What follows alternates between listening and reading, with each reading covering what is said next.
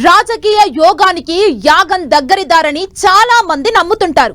అలాంటి సెంటిమెంట్లను నమ్మే వారిలో బీఆర్ఎస్ అధినేత కేసీఆర్ ముందుంటారు. అందుకే ఎప్పటికప్పుడు యజ్ఞాలు యాగాలతో తన భక్తి ప్రపత్తులను చాటుకుంటారు కేసీఆర్.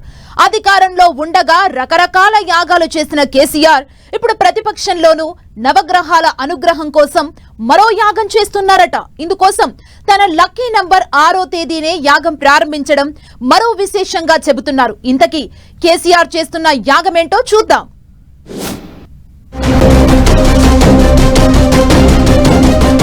తెలంగాణ ఉద్యమ నేత బీఆర్ఎస్ అధినేత కేసీఆర్ కు ఆధ్యాత్మికత కూడా చాలా ఎక్కువ. తరచూ గుడులు గోపురాలను దర్శించుకునే కేసీఆర్ ఎప్పటికప్పుడు యజ్ఞయాగాదులు చేస్తుంటారు.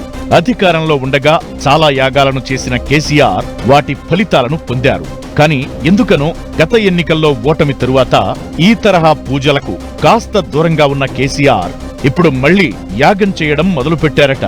తన లక్కీ నంబర్ 6 అయితే సెప్టెంబర్ 6న నవగ్రహ యాగాన్ని మొదలుపెట్టారు కేసీఆర్. తన వ్యవసాయ క్షేత్రంలో కేవలం కుటుంబ సభ్యుల మధ్య ఈ యాగం చేస్తున్నారు కేసీఆర్. దీంతో కేసీఆర్ సెంటిమెంట్ మరోసారి వార్తల్లోకొచ్చింది.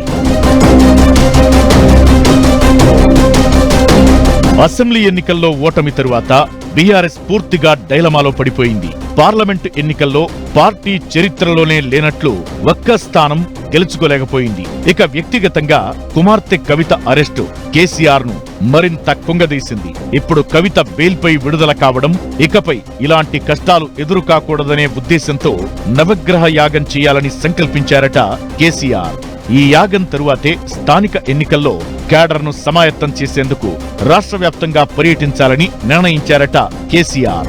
త్వరలో స్థానిక ఎన్నికలు జరగనున్నందున మంచి రోజు చూసుకుని నవగ్రహ యాగం మొదలుపెట్టారు కేసీఆర్. ఉద్యమ నేతగా తెలంగాణపై ప్రత్యేక ముద్ర వేసిన కేసీఆర్ లో దైవభక్తి ఎక్కువ. ఉద్యమ సమయం నుంచే ఆయన ఎన్నో యాగాలు చేసేవారు. ముఖ్యమంత్రిగా పదవీ బాధ్యతలు చేపట్టిన తరువాత మహాయాగాలను చేసిన కేసీఆర్ వాటి ఫలితాలను అందుకున్నట్లు పలు సందర్భాల్లో చెప్పారు.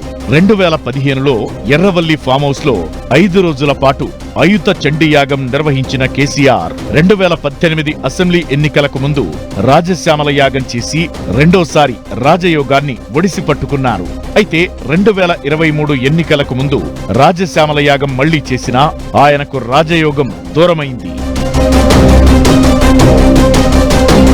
ప్రస్తుత పరిస్థితుల్లో పార్టీని బలోపేతం చేయాలనే ఉద్దేశంతో మళ్లీ యాగం చేస్తున్నట్లు ప్రచారం జరుగుతోంది. ఈ యాగం పూర్తయిన తరువాత తెలంగాణ భవన్లో పార్టీ నేతలతో కీలక సమావేశం ఏర్పాటు చేయనున్నారు కేసీఆర్.